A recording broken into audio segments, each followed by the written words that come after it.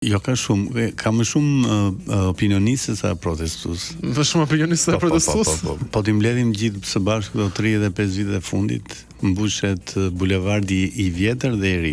Edhe i ri. Me opinionistë, po. Dëgjoj, le të flasim pak gjëra të hapur. Në këto 24 ditë protest. Po pse kam folur njëherë në gjëra të mbyllur? Fix. Në këto 24 ditë protest, ke qenë një nga personat më të shenjëstruar për sa i përket komenteve në rrjetet sociale, me komente të ndryshme, jo si i shitur, jo si kur i bën më i shenjëstruar. Po thuaj pra më i kërcënuar, më i anatemuar.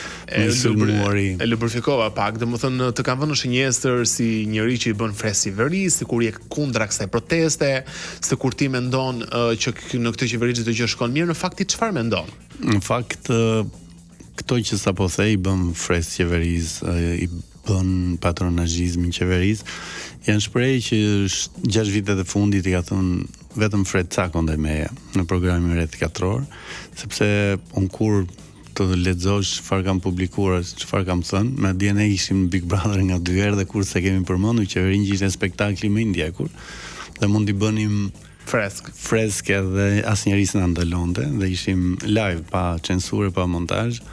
Kështu që po të vësh re ka shumë njerëz që i atribojnë vetes rolin e personit që në gojën tënde mund të fusin çfarë do lloj fjalësh, thënjesh, dhe pastaj kthehen te vetja dhe komentojnë atë që e kanë dhier vet nga goja e tyre.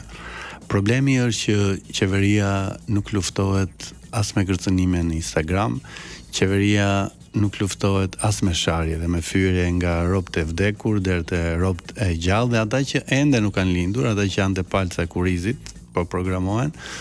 Dhe kjo lloj dhune verbale thell po e shkërmoq protestën. Si gazetar të vjetër që jemi, mua nuk më duket ndryshe nga protesta e PD-s.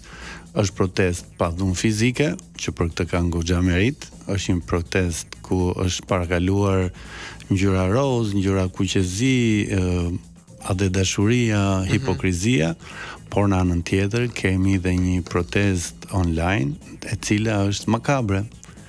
Në çdo sekondë, çdo minutë, kolegëve tan u vinë mesazhe shumë kërcënuese, shumë kanibaleske.